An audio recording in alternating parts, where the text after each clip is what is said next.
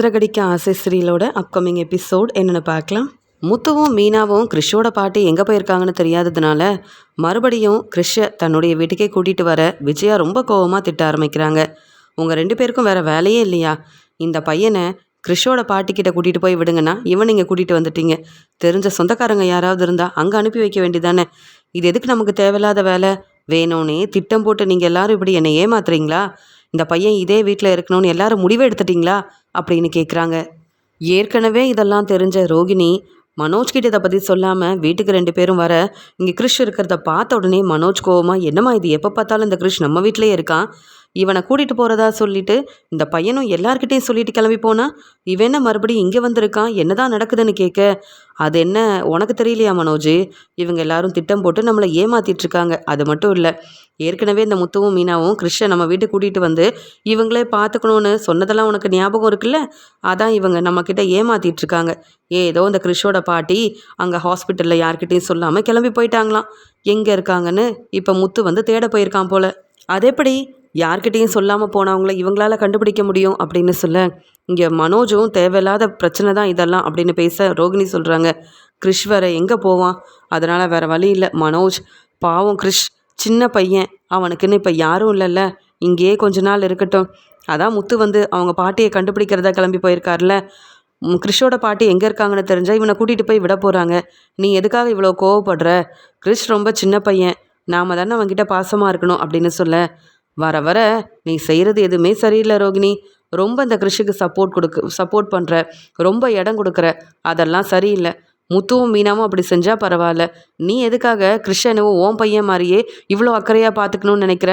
எனக்கு என்னவோ இதெல்லாம் சரியாகவே தெரியல அப்படின்னு சொல்லிட்டு, சரி உனக்கு முடியலன்னு தானே வீட்டுக்கு கிளம்பி வரணும்னு நினச்ச, நீ போய் ரெஸ்ட் எடு அப்படின்னு சொல்கிறாங்க.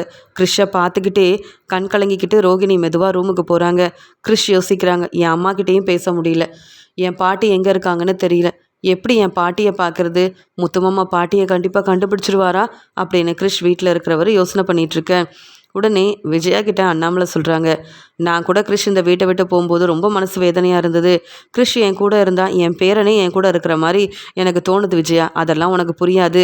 ஆனால் கிறிஷ் திரும்பி வந்ததில் உனக்கு கோவம் இருந்தாலும் எனக்கு சந்தோஷம்தான். கிறிஷ் நீ நல்லா சாப்பிடு, எதை பற்றியுமே யோசிக்காத, கண்டிப்பாக முத்துமாமா உன்னுடைய பாட்டியை தேடி கண்டுபிடிச்சி இங்கே வீட்டுக்கு கூட்டிகிட்டு வருவார். அது வரைக்கும் நீ இங்கே மீனா பேச்சை கேட்டுக்கிட்டு வீட்டிலே தான் இருக்கணும், சரியா? வெளியில் எங்கேயும் போயிடக்கூடாது அப்படின்னு சொல்லிட்டு இங்கே தன்னுடைய ரூமுக்கு போகிறாரு அண்ணாமலை. ஆமாம், இந்த கிறிஷெல்லாம் உங்கள் பேரன்னு வேற சொல்லிட்டு போகிறீங்கல்ல, எனக்கு இதெல்லாம் கொஞ்சம் கூட பிடிக்கல. எல்லாத்துக்கும் காரணம் இந்த முத்துவும் மீனாவும் தான், இவங்கள தான் சொல்லணும் அப்படின்னு சொல்லிட்டு தான் ரூமுக்கு போகிறாங்க. இங்கே வந்து விஜயாவும். உடனே கிறிஷ் வந்து அமைதியாக எல்லாத்தையும் பார்த்துக்கிட்டே இருக்க மீனா சொல்கிறாங்க, அவங்க இப்படி தான் உனக்கு தெரியும்ல, அவங்க பேசுகிறத நீ பெருசாக எடுத்துக்கக்கூடாது. நாங்கள் இருக்கோம்ல, உன்னை நல்லபடியாக பார்த்துப்போம்.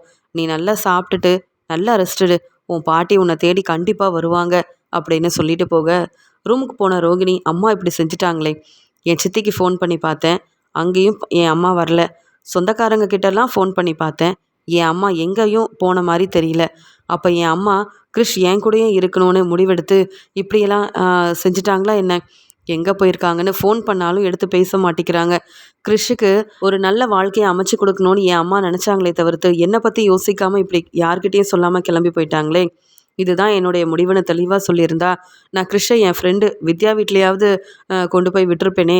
இப்படி கிறிஷ் வந்து இந்த வீட்டில் இருந்தால் நாளை மாட்டிப்பேன். அது மட்டும் இல்லாமல் இந்த கிறிஷ் வந்து எப்போ பார்த்தாலும் என்கிட்ட பேசணுன்ற எண்ணத்துலேயே இருக்கிறான், அம்மானு கூப்பிடணும்னு ஆசைப்படுறான். இதெல்லாம் முத்து மீனாக்கு தெரிஞ்சால் என் நிலைமை என்ன ஆகுறது? நான் ஒன்று நினச்சா எங்கள் அம்மா எனக்காக இவ்வளோ பெரிய பிரச்சனையை செஞ்சுட்டு கிளம்பி போயிருக்காங்க. இதை நான் எப்படி சமாளிக்கிறதுன்னு எனக்கு ஒன்றுமே புரியல அப்படின்னு யோசனை பண்ணிகிட்ருக்காங்க ரோகிணி. அந்த சமயம் யாருமே இல்லாதப்ப மெதுவாக ரோகிணியோட ரூமுக்கு கிறிஷ் போகிறாங்க. உடனே கிறிஷை பார்த்த ரோகிணி, கிறிஷ் இங்கே எதுக்கு வந்த? நான் தான் சொன்னேன்ல இங்கெல்லாம் வரக்கூடாதுன்னு அப்படின்னு சொல்ல, இல்லைம்மா, பாட்டி எங்கே போயிருக்காங்கன்னு உங்களுக்கு தெரியுமா? எனக்கு பாட்டியை பார்க்கணும் போல இருக்குது. ஹாஸ்பிட்டலுக்கு போயிட்டு பாட்டி கூடவே நான் வீட்டுக்கு போயிடலான்னு நினச்சேம்மா, ஆனால் பாட்டி அங்கே இல்லை அப்படின்னு சொல்லும்போது எனக்கும் தெரியும். நான் தான் ஹாஸ்பிட்டலுக்கு வந்தேன்ல, நீ பார்த்தல்லன்னு சொல்லும்போது, அம்மா நீங்களாவது பாட்டியை தேடி கண்டுபிடிச்சி என்னை அவங்க கூடயே அனுப்பிடுங்கம்மா. இங்கே எத்தனை நாள் இருக்க முடியும்? விஜயா பாட்டிக்கு என்னை பார்த்தாலே பிடிக்கல. நான் இந்த வீட்டுக்கு வீட்டில் இருக்கிறது மனோஜுக்கும் விஜயா பாட்டிக்கும் கொஞ்சம் கூட பிடிக்கல. பார்க்குறப்பெல்லாம் திட்டிக்கிட்டே இருக்காங்க. ஆனால் பாட்டி இப்போ இல்லையேம்மா, நான் என்னம்மா செய்கிறது அப்படின்னு. எனக்கு பாட்டி வேணும், பாட்டியை பார்க்கணும் போல் ஆசையாக இருக்குது அப்படின்னு கிறிஷ் ரொம்பவே அழுகிறாரு. இதை பார்த்த உடனே ரோகிணியும் அழுகிறாங்க. நீ கவலைப்படாத, எப்படியாவது பாட்டி நம்மளை தேடி கண்டிப்பாக வருவாங்க. நானும் உன் பாட்டியை தேடிக்கிட்டு தான் இருக்கேன். ஆனால் உன் பாட்டி எங்கே போயிருக்காங்கன்னு எனக்கு தெரியல. என் அம்மா இப்படி செய்வாங்கன்னு நானே நினைக்கல கிறிஷ். கண்டிப்பாக நான் பாட்டியை கண்டுபிடிப்பேன் அப்படின்னு சொல்ல, சீக்கிரமாக அது செய்யுங்கம்மா. சரி, நான் கிளம்புறேன் அப்படின்னு சொல்லிட்டு, நான் போயிட்டு வரேம்மா அப்படின்னு கதவை திறந்துட்டு வெளியில் வர அங்கே மனோஜ் நிற்கிறாரு. என்ன என்ன நடக்குதுங்கன்னு கேட்க, இந்த கிறிஷ் வேற என்ன போயிட்டு வரமான்னு சொல்லிட்டு கிளம்புறான். மனோஜ் வந்து நிற்கிறாரு. நாங்கள் பேசிகிட்டு இருக்க எல்லாத்தையும் மனோஜ் கேட்டுட்டாரா அப்படின்னு ரோகிணி ரொம்ப பதட்டமாக இருக்கிறாங்க. உடனே மனோஜும், ஆமாம், இந்த கிறிஷுக்கு நம்ம ரூமில் என்ன வேலை? என்ன ரோகிணி, இந்த கிறிஷ் என்ன பேசிகிட்டு இருந்தான்? நீங்கள் ஏதோ பேசிகிட்டு இருந்தீங்கன்னு நான் கேட்டேன். ஆனால் என்ன பேசுனீங்கன்னு தெரியலன்னு சொல்ல, ரொம்ப நல்லதாக போச்சு. அது வேறு ஒன்றும் இல்லை, அவங்க பாட்டி காணும்ல, எங்கே போயிருக்காங்கன்னு தெரியலன்னு சொல்லிட்டு என்கிட்ட பாட்டியை எப்படியாவது கண்டுபிடிச்சிடுவாங்களா அப்படின்னு சொல்லிட்டு இருந்தான். மற்றபடி வேறு ஒன்றும் இல்லை. கிறிஷ் மேலே மீனா முத்து மட்டும்தான் அக்கறையாக இருக்கணுமா என்ன? கிறிஷ் பாவம் சின்ன பையன், அந்த ஒரு எண்ணத்தில் பேசிகிட்டு இருந்தேன். நீ வா மனோஜ், நீ ரெஸ்ட் எடு. கிறிஷ் நீ போ அப்படின்னு சொல்லி அனுப்பி வச்சிடுறாங்க ரோகிணி. வீட்டில் எல்லாருக்கும் இந்த விஷயம் தெரிய வர உடனே ஸ்ருதி சொல்கிறாங்க, என்ன மீனா சொல்கிறீங்க? கிறிஷை நீங்கள் கூப்பிட்டு போய் விட போகிறீங்கன்னு தான் நான் அவனுக்கு பரிசெல்லாம் வாங்கி கொடுத்தேன். ஆனால் அவங்க பாட்டி யார்கிட்டையும் சொல்லாமல் எப்படி கிளம்பி போவாங்க? அது மட்டும் இல்லை, அவங்களே இங்கே ஹாஸ்பிட்டலுக்கு பணத்தெல்லாம் வேறு கொடுத்துருக்காங்கன்னா கண்டிப்பாக ஏதோ ஒரு திட்டத்தோடு தான் அவங்க கிளம்பி போயிருக்காங்க. ஏதோ ஒரு விஷயத்துக்காக கிறிஷை நீங்களே பார்த்துக்கணுன்னு நினைக்கிறாங்களா என்ன அப்படின்னு சொல்லி பேசிகிட்டு இருக்காங்க. என்னன்னு தெரியலங்க, ஆனால் கண்டிப்பாக என் வீட்டுக்காரர் உண்மை என்னன்னு கண்டுபிடிப்பார் அப்படின்னு சொல்லிட்டு அங்கே முத்து ஏற்கனவே சந்தேகத்தில் இங்கே கிறிஷோட பாட்டியை யாராவது கூப்பிட்டு போனாங்களா, இல்லை தனியாக தான் போயிருக்காங்களா, என்ன நடந்தது, அவங்க எப்படி இங்கே ஹாஸ்பிட்டல்லேருந்து கிளம்பி போனாங்கன்றத அங்கே சிசிடிவி மூலமாக அங்கே கேட்டு தெரிஞ்சுக்கிட்டு ஒவ்வொரு இடத்துலையும் கிறிஷோட பாட்டியை தேட ஆரம்பிக்கிறாங்க. அவங்க ஏதோ கஷ்டத்தோடு அழுதுகிட்டே இந்த ஹாஸ்பிட்டல்லேருந்து வெளியில் போயிருக்காங்க. அப்போ வேணும்னே கிறிஷ் எங்கள் கூடயே இருக்கட்டும்னு இங்கே கிறிஷோட பாட்டி நினச்சிட்டாங்களா? நாங்களே கிறிஷை பார்த்துக்குறோன்னு வீடு தேடி போய் கேட்டோம். அப்போல்லாம் முடியாதுன்னு சொல்லிட்டு இப்போ எதுக்காக கிறிஷை நாங்கள் பார்த்துக்கணும்னு நினச்சி விட்டுட்டு போனாங்க? அப்போ இதுக்கு பின்னாடி ஏதோ ஒரு பிரச்சனை இருக்குது, ஏதோ ஒரு உண்மையை கிறிஷோட பாட்டி மறைக்கிறாங்க அப்படின்னு அங்கே ஹாஸ்பிட்டல் பக்கத்தில் ஒவ்வொரு இடத்துலையும் கிறிஷோட பாட்டியை பற்றி முத்து விசாரிக்கிறாரு. ஆனால் யாருக்குமே கிறிஷோட பாட்டி யார், சரியாக எந்த விவரமும் தெரியல. அவங்களோட ஃபோட்டோ இருந்தால் காமிங்க, அவங்கள நாங்கள் தான் ஆட்டோவில் கூட்டிகிட்டு போய் விட்டோமான்னு எங்களால் சொல்ல முடியும் அப்படின்ற மாதிரி அங்கே இருக்கிற எல்லாரும் சொல்ல, சரி நம்ம கிறிஷ்கிட்டேயே போய் கேட்போமே அப்படின்னு முத்துவும் அங்கே கிறிஷ்கிட்ட போய் கேட்குறாரு. முத்து, கிறிஷோட பாட்டியை தேடி போனியே, அவங்க எங்கே இருக்காங்கன்னு தெரிஞ்சுதா அப்படின்னு அண்ணாமலை கேட்க, இல்லைப்பா, நானும் எல்லா இடத்துலையும் விசாரிக்கிறேன். அவங்க பாட்டி ஏதோ அழுதுகிட்டே அங்கேருந்து அங்கே ஹாஸ்பிட்டலுக்கு தர வேண்டிய பணத்தையும் கொடுத்துட்டு கிளம்பி போயிருக்காங்க. அப்போ ஏதோ மனசு வேதனையில் தான் இருந்திருப்பாங்க போல். அதனால தான் என்ன ஏதுன்னு தெரியல, அங்கே எல்லார்கிட்டேயும் விசாரித்தேன்ப்பா, சீக்கிரமாக கண்டுபிடிச்சிருவேன் அப்படின்னு சொல்லிட்டு அங்கே முத்து கேட்குறாரு கிறிஷை பார்த்து. கிறிஷ், நான் கேட்குற கேள்விக்கு சரியாக பதில் சொல்லணும் அப்படின்னு சொல்லும்போது, நான் சொல்கிறேன் மாமா அப்படின்னு சொல்ல, ஆமாம், உன் பாட்டியோட ஃபோட்டோ ஏதாவது இருக்கான்னு கேட்க, இல்லையே அப்படின்னு சொல்கிறான். உன் அம்மாவோட ஃபோன் நம்பர் தரியான்னு கேட்க, அதுவும் எனக்கு தெரியாது. என் பாட்டி தான் என் அம்மா கிட்ட பேசுவாங்க, அவங்க ஃபோனில் தான் நான் பேசுவேன். எனக்கு எதுவுமே ஞாபகம் இல்லை, எதுவும் எனக்கு தெரியாது அப்படின்னு சொன்னது மட்டும் இல்லாமல் ரோகிணியை பார்க்க ரோகிணி திருன்னு முழிக்கிறாங்க. இந்த முத்து எங்கள் அம்மாவை கண்டுபிடிக்கணும்னு நினைக்கல, இங்கே கிறிஷையும் என் அம்மா வீட்டுக்கு கூட்டிகிட்டு போகணும்னு நினைக்கல, என்ன வசமாக மாட்டி விடுறதுக்கு தான் இவன் திட்டம் போடுறான் போல். இங்கே கிறிஷோட அம்மானா அது நான் தான், என் ஃபோன் நம்பர் கிடச்சிதுன்னா கண்டிப்பாக நான் தான் கிறிஷோட அம்மான்றது முத்துவுக்கும் மீனாவுக்கும் தெரிய வந்துடும். அப்புறம் அவ்வளவுதான், என்ன வசமாக மாட்டி விட்டுருவாங்க. இனி என்ன நடக்க போதோ தெரியல அப்படின்னு ரோகிணி திருன்னு முழிச்சிட்டு நிற்கிறாங்க.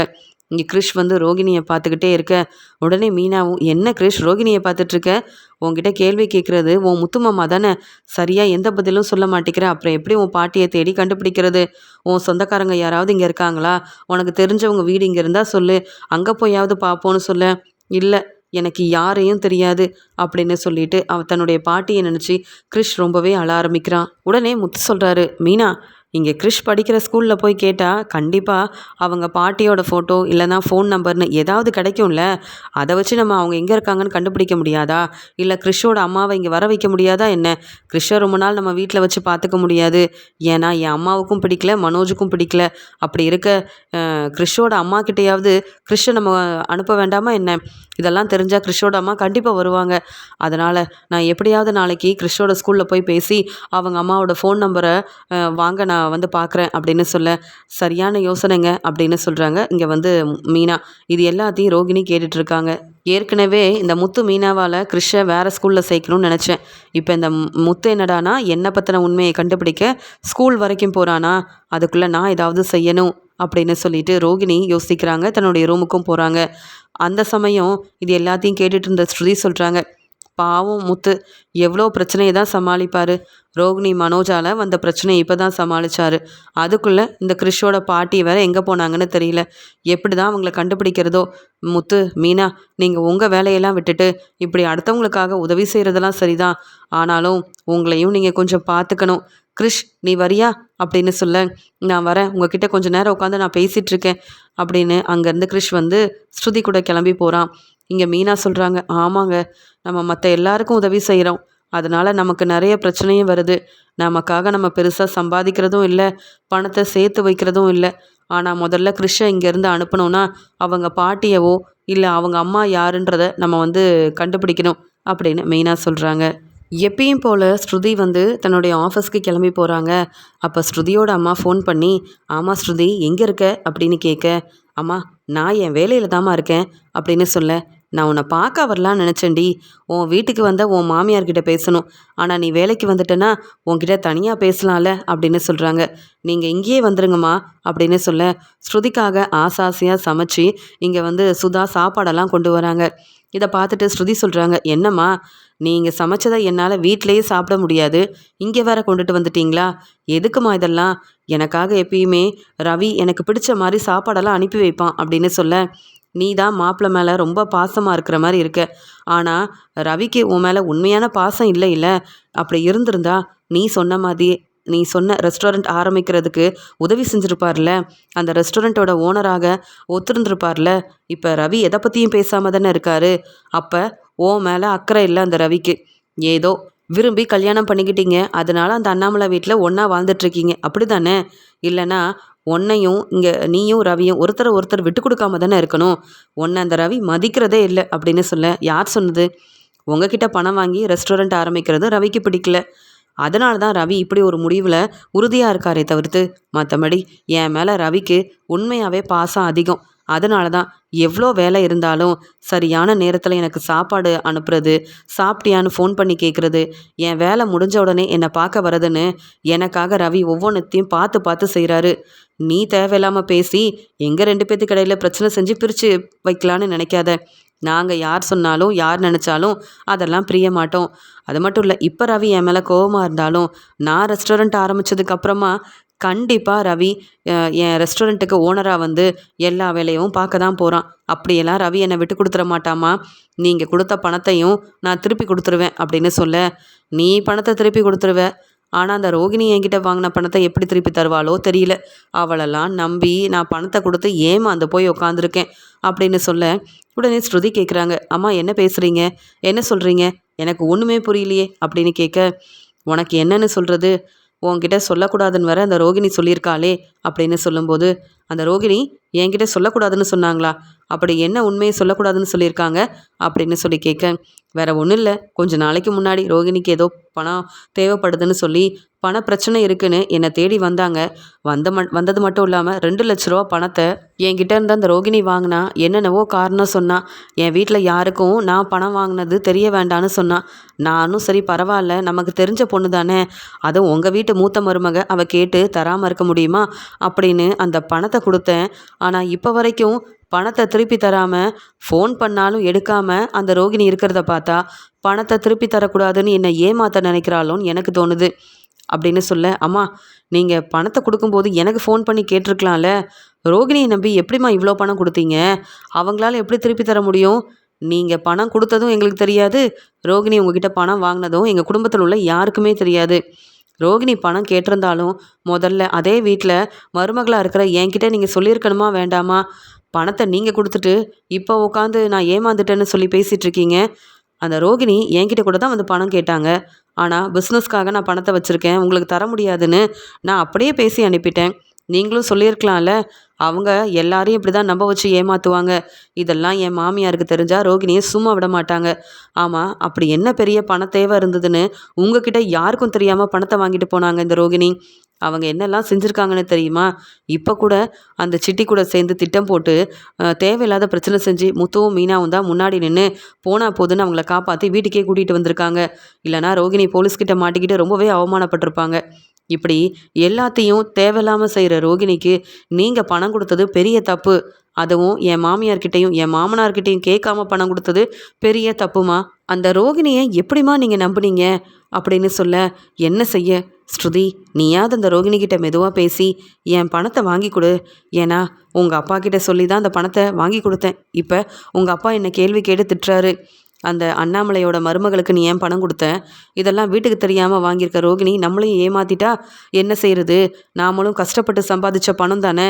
அந்த பணத்தை நம்ம ஸ்ருதிக்கிட்ட கொடுத்துருந்தா கூட அவள் பிஸ்னஸ் ஆரம்பிக்கிறதுக்கும் ரெஸ்டாரண்ட் ஆரம்பிக்கிறதுக்கும் உதவியாக இருக்கும். இந்த ரோகிணிக்கிட்ட போய் பணத்தை கொடுத்துட்டேன்னு தினமும் என்னை திட்டிக்கிட்டே இருக்காருடி.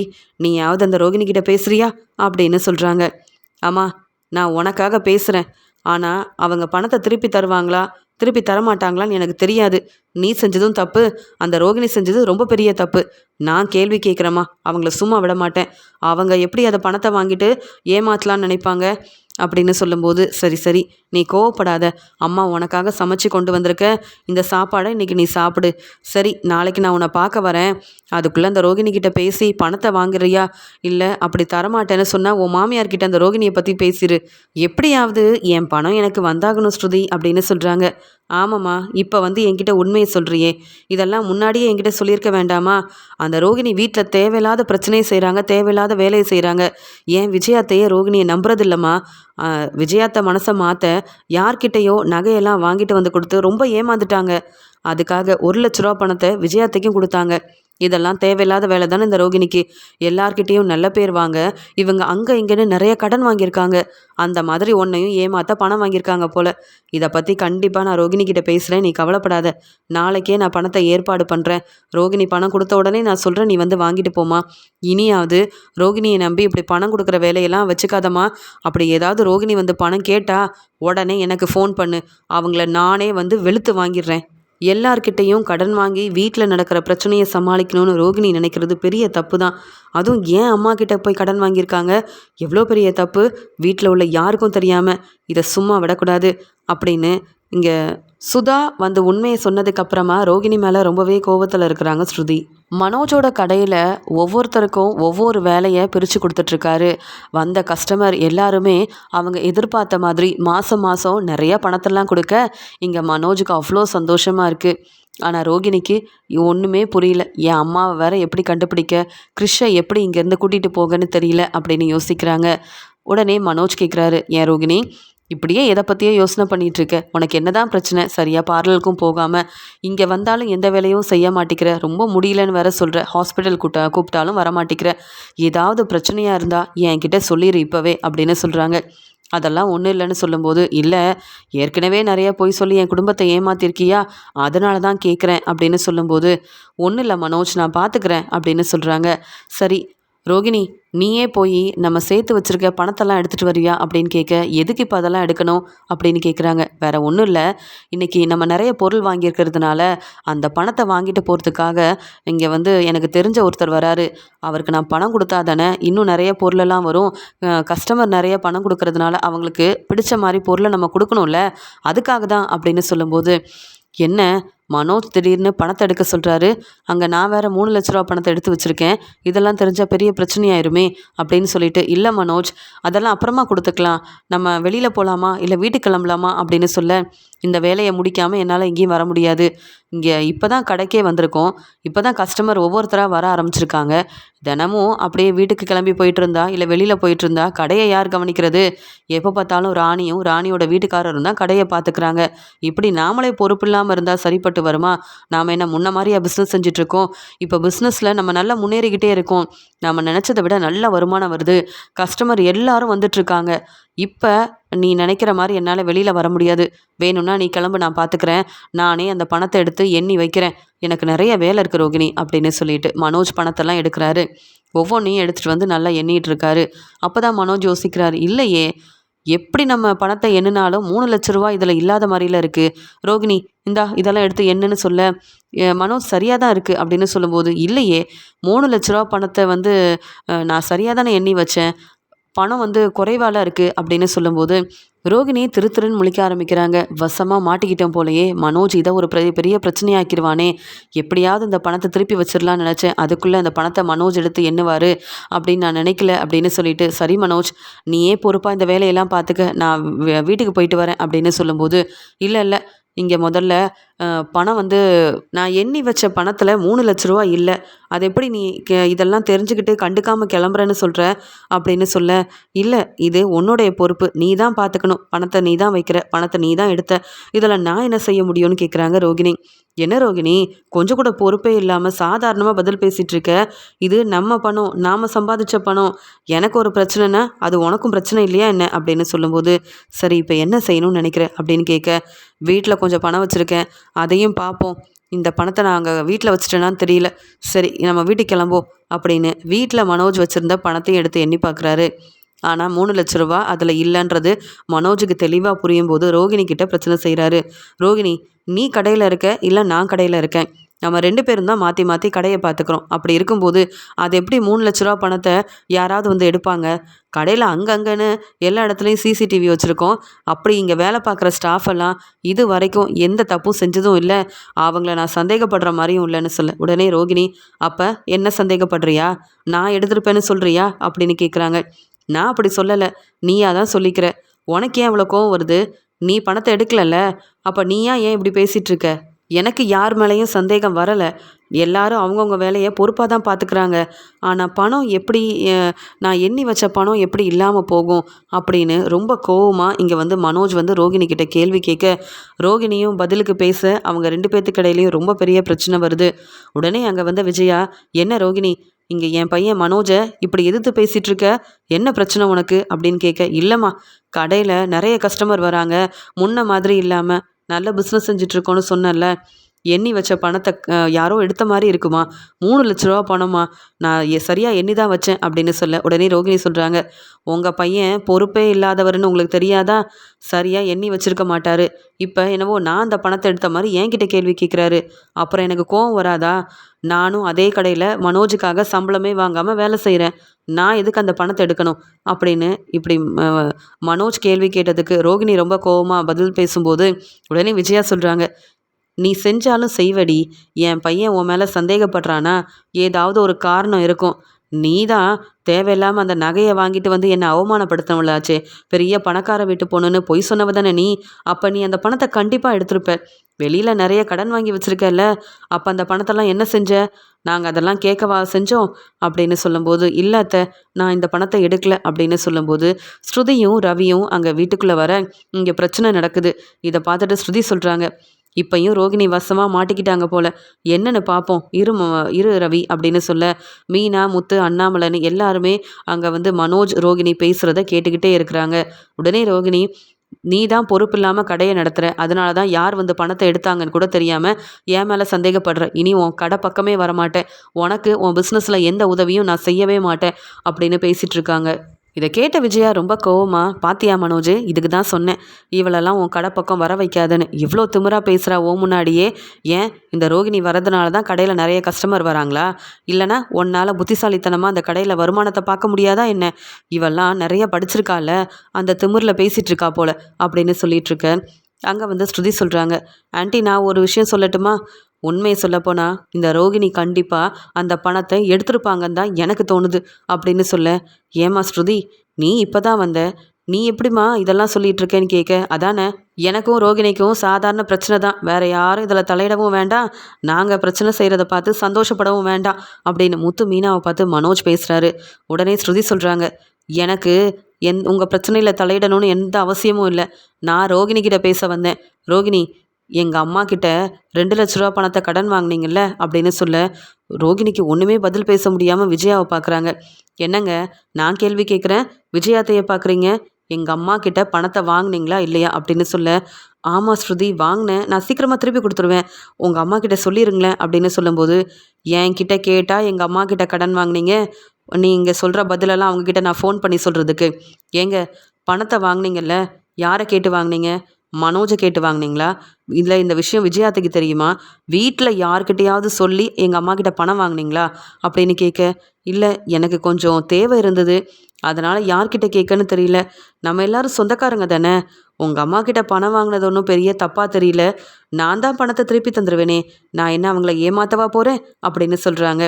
நல்லா பேசுகிறீங்க ரோகிணி, நீங்கள் ஏமாத்திடுவீங்கன்னு எங்கள் அம்மா ரொம்பவே பதட்டமாக பேசிகிட்டு இருந்தாங்க, அதான் இந்த விஷயத்த என்கிட்ட சொன்னாங்கன்னு சொல்லும்போது, இந்த ஸ்ருதியோட அம்மா கிட்ட எத்தனை முறை சொன்னேன், பணம் வாங்கினதை யார்கிட்டையும் சொல்ல வேண்டாம், அப்படி தெரிஞ்சால் பிரச்சனை வரும்னு, வசமாக மாட்டி விட்டுட்டாங்களே. இதில் இந்த ஸ்ருதி வேற சரியான நேரத்தில் மனோஜ் என்னை திட்டிகிட்டு இருக்கும்போது வந்து பணத்தை கேட்டு பிரச்சனை செய்கிறா, அவ்வளவுதான், இன்னைக்கு என்ன நடக்க போதோ தெரியலையே அப்படின்னு பதில் பேச முடியாமல் ரோகிணி மெதுவாக சிரிச்சுக்கிட்டே நிற்க, என்னங்க கேள்வி கேட்குறேன், அமைதியாக இருக்கிறீங்க, யாரை கேட்டு எங்கள் அம்மா கிட்ட பணத்தை வாங்கினேன், அப்படி உனக்கு என்ன பெரிய பண தேவை இருக்குது? அதான் மனோஜ் சொல்கிறாருல, கஸ்டமர் நிறைய பேர் வராங்க, கடையில் நல்லா வருமானம் வருதுன்னு, அவர்கிட்ட கேட்டு பணத்தை வாங்க வேண்டிதானே, நீ யார் எங்கள் அம்மா கிட்ட போய் பணம் வாங்குறதுக்கு? விஜயாத்துக்கிட்டையாவது சொல்லியிருக்கலாம்ல, அப்போ யாருக்கும் தெரியக்கூடாதுன்னு நினச்சி பணத்தை வாங்கி அப்படி என்னங்க செஞ்சீங்க அப்படின்னு கேட்குறாங்க ஸ்ருதி. இல்லை எனக்கு வெளியில் கொஞ்சம் பண தேவை இருந்ததுன்னு சொல்ல, உடனே விஜயாவும் அதான் என்ன தேவை இருந்ததுன்னு ஸ்ருதி தெளிவாக கேட்குறா.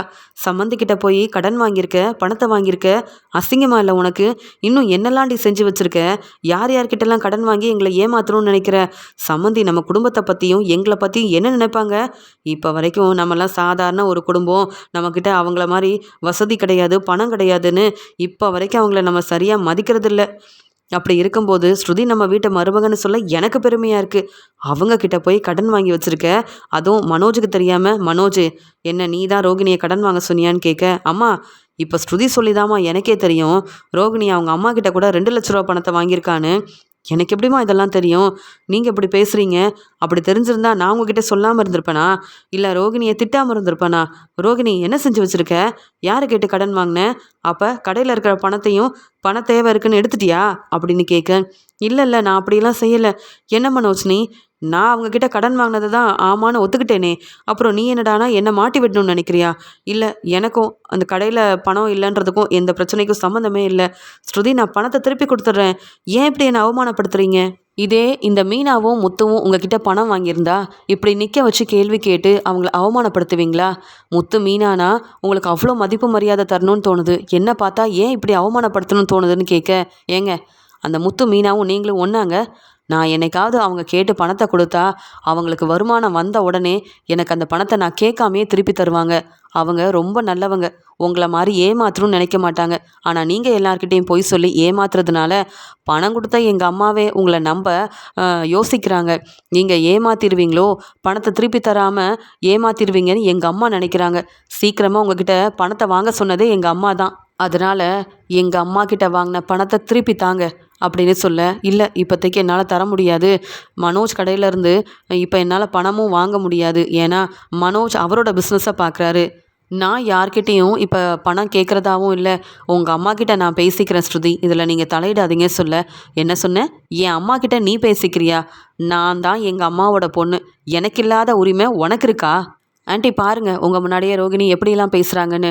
இவங்க எதுக்காக அந்த பணத்தை வாங்கினாங்க, யாருக்கு அந்த பணத்தை கொடுத்தாங்க, எப்படி செலவு செஞ்சாங்கன்னு நீங்கள் தான் கேட்கணும் அப்படின்னு சொல்ல, உடனே விஜயா சொல்கிறாங்க, என்ன ரோகிணி, நானும் பார்த்துக்கிட்டே இருக்கேன், ரொம்ப பேசிக்கிட்டே இருக்கேன், சம்மந்திக்கிட்ட பணம் வாங்கினது தப்பு, சரி வாங்கிட்டேன், அந்த பணத்தை என்ன செஞ்ச, யாருக்கு கொடுத்த?